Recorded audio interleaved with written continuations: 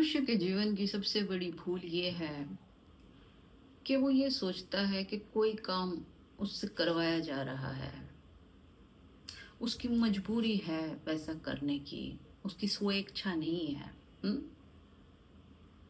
बच्चे, पत्नी, कारोबार, धन, दौलत, समाज, नाना प्रकार की मजबूरियां हैं जिनके कारण वो विवश है वैसा कार्य करने के लिए। ऐसा व्यक्ति परिपूर्ण रूप से बेहोश है, क्योंकि कोई भी काम तुम किसी भी विवशता में नहीं करते हो। तुम्हें ये सुनने में अड़चन होगी, मानने में उससे भी ज़्यादा अड़चन होगी, पर ये बिल्कुल सत्य बात है। कोई भी काम तुम किसी मजबूरी में नहीं करते हो, ना किसी के द्वारा तुमसे करवाया जाता है। तुम करते हो क्योंकि तुम करना चाहते हो। हुँ? हमेशा। अब वो अलग बात है कि तुम्हें पता ही नहीं होता कि तुम कर रहे हो, तुम सोए हुए हो। तुम करते हो और सोते रहते हो, इसलिए तुम्हें पता ही नहीं चलता कि ये चीज हो कैसे रही है। पर ऐसा नहीं होता कि वो चीज तुमसे करवाई जा रही हो। ये विवशता जो तुमने बनाई हुई है, ये तुम्हारा आरोपण है, ये असलियत नहीं है। और यही फर्क है एक मूर्ख व्यक्ति का, और यही फर्क है एक संसारी व्यक्ति का और एक बुद्धिमान व्यक्ति का, एक जागृत व्यक्ति का। एक जागृत व्यक्ति अपना हर कृत्य होश में करता है, सोए सोए नहीं करता। वो जानता है कि वो क्या कर रहा है, वो अपने काम का मालिक है। वहीं इसके ऑपोजिट एक साधारण व्यक्ति हर कार्य मूर्छा में कर रहा है। एक लाइन चल रही है और वो भी उस लाइन पर चले जा रहा है, उसी के अनुसार वो चीजें किए जा रहा है। वो सोए सोए काम कर रहा है, बिल्कुल ऑटोमेटिक, मशीनी तरीके से। उसे खुद ही नहीं पता कि वो क्या कर रहा है। और होता फिर ये है कि बाद में पश्चाताप होता है कि ये मैंने क्या किया, ये मुझे नहीं करना था। बहुत सारी चीजों को लेके आदमी को बाद में पछतावा होता है। ऐसा मुझे नहीं करना था, मुझे ये नहीं कहना था, मुझे चोरी नहीं करनी थी, मुझे झूठ नहीं बोलना था, मुझे क्रोध नहीं करना था, वगैरह वगैरह वगैरह 100 तरीके की बातें हैं। लेकिन प्रश्न ये है कि जब तुम ये कर रहे हो तब तुम्हें होश है कि तुम ऐसा कर रहे हो? नहीं, तुम्हें कोई होश नहीं है। मान लो किसी का किसी से झगड़ा हो गया, कोई लड़ाई हो गई और तुमने अथाह क्रोध कर दिया। वो क्रोध करते समय तुम्हें उसका कोई बोध नहीं है, क्योंकि उस क्रोध के समय तुम जागृत नहीं हो, तुम बिल्कुल उस क्रोध के नशे में चूर हो। तुम्हें पता ही नहीं तुम कह क्या रहे हो, तुम कर क्या रहे हो, तुम्हारे हाथ पैर चल रहे हैं, तुम्हें अपनी भाव दशा का कोई अनुमान नहीं है। लेकिन बाद में जब चिड़िया चुग गई खेत, बाद में तुम पछताते हो। अब यही फर्क है। एक बुद्धिमान व्यक्ति कभी पछताता नहीं है। कारण ये नहीं है कि उसमें कोई अलग बुद्धि का जागरण हो गया है, नहीं, बुद्धि वगैरह सब वही है, लेकिन जो कृत्य किया जा रहा है वो जागृत अवस्था में किया जा रहा है। इसलिए पछताने का कोई कारण ही नहीं है। अगर वो व्यक्ति चाहता है तो वो वैसा कर रहा है, अगर वो वैसा नहीं चाहता है तो वैसा नहीं कर रहा है। तुम्हारी अपनी मर्जी। तुम कार्य को करते करते जागते जागते करो।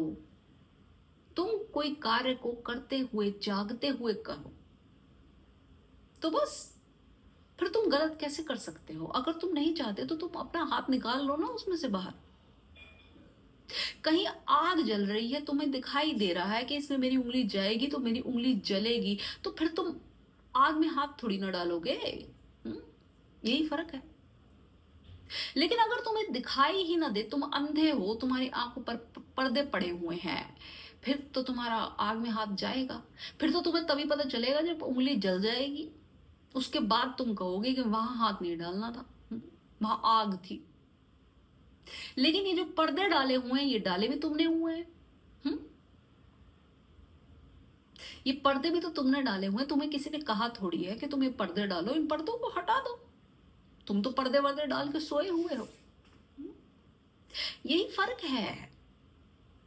एक संसारी व्यक्ति बाद में पछताता है, बाद में बुद्धिमान हो जाता है, बाद में वो ज्ञान देता है, ऐसा नहीं करना चाहिए, वैसा नहीं करना चाहिए, ऐसा करोगे तो ये होगा, वैसा करोगे तो वो होगा। ये सब कल की बातें हैं, है ना। भूत से भविष्य का संयोजन जुड़ता है, वर्तमान नहीं। लेकिन एक ज्ञानी हमेशा वर्तमान में होता है। वो वैसा करता ही नहीं जैसा नहीं होना चाहिए, वो जागृत है। उसे इन दो बिंदुओं की, भूत और भविष्य की, आवश्यकता ही नहीं है। कोई चीज उसकी मर्जी के बिना होती ही नहीं है। तुम फर्क समझना। तुम बाद में बुद्धिमान बनते हो, और वो बस तुमसे पहले थोड़ा सा बुद्धिमान बन जाता है। क्या होता है, तुम्हारे अंदर उस बुद्धि का प्रकाश बाद में होता है, सब हो जाने के बाद, कर्मकांड हो जाने के बाद, है ना। लेकिन उसमें वो प्रकाश उस समय भी घटित हो रहा होता है जब वो कृत्य चल रहा होता है। इसलिए वो कृत्य बिल्कुल उसके मनसा के अनुसार होता है, उसके विपरीत नहीं होता, जैसा कि तुम्हारे केस में होता है। इसलिए तुम्हें पछताना पड़ता है कि मुझे ऐसा नहीं करना चाहिए था। कारण करना ना करना नहीं है, कारण बेहोशी है। समझ रहे हो मेरी बात। एक व्यक्ति है, उसे अथाह क्रोध आता है, क्रोध आता है, फिर बाद में वो पछताता है, मुझे ऐसा नहीं कहना था, मुझे इसको मारना नहीं था, मुझे इसको गाली नहीं देनी थी। एक काम करे वो व्यक्ति कि वो पछताना बंद करे।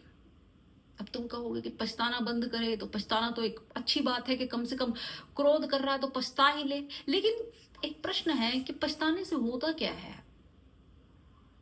क्या तुम दोबारा वो चीज नहीं करोगे उससे? नहीं, तुम करते हो। तुम 100 लाखों करोड़ों बार पछता चुके हो चीजों को लेके। क्या कोई तुम्हारे बिहेवियर में कोई बदलाव आया? नहीं, कुछ नहीं आया। तुम क्या करते हो? तुम बार बार अपनी उस छवि को पुनः निर्मित करते हो। तुमने अपने मन में एक अपनी बड़ी अच्छी सुसज्जित छवि बनाई हुई है कि मैं ऐसा व्यक्ति नहीं हूं।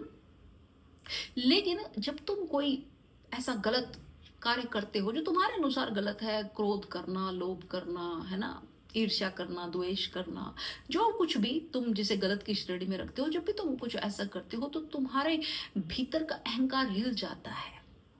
तुम्हारी अपनी उस छवि पर चोट पड़ती है जो तुमने अपने लिए खुद निर्मित की है।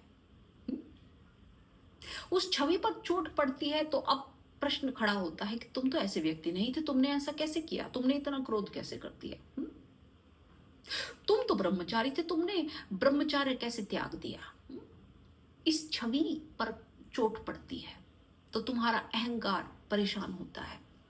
फिर तुम पश्चाताप की तरफ दौड़ते हो कि चलो मैंने ऐसा किया, मैंने मान लिया कि मैंने ऐसा किया, मैं अपनी गलती मान रहा हूं। जैसे तुम बड़ा एहसान कर रहे हो किसी पर, अपनी गलती मान के। मत मानो, क्या फर्क पड़ता है? किसी को कोई फर्क नहीं पड़ता, पर तुम्हें फर्क पड़ता है। तुम्हारा अहंकार पुष्ट होता है कि चलो मैंने जो किया सो किया, पर मैंने गलती मान ली। अब तुमने अपना वही रूप पुनः स्थापित कर दिया, और भी मजबूत तरीके से, कि मेरे में तो कोई ईगो नहीं है, मेरे में तो कोई अहंकार नहीं है, मेरे से गलती हुई, मैंने मान ली। तुम गलती भी ऐसे मानते हो जैसे दूसरे के ऊपर एहसान कर रहे हो। ऐसा ही है ना। तुम्हारा पछताना भी ऐसा है जैसे किसी दूसरे पे ही एहसान कर दिया तुमने। बहुत सारे लोगों को तुमने देखा सॉरी कैसे बोलते हैं। अच्छा, बोल दिया ना सॉरी, मान तो ली मैंने गलती, और क्या करूं, और क्या जान लोगे। इस तरीके की लोग बातें करते हैं, इसमें कोई पछतावा कहीं नजर नहीं आता।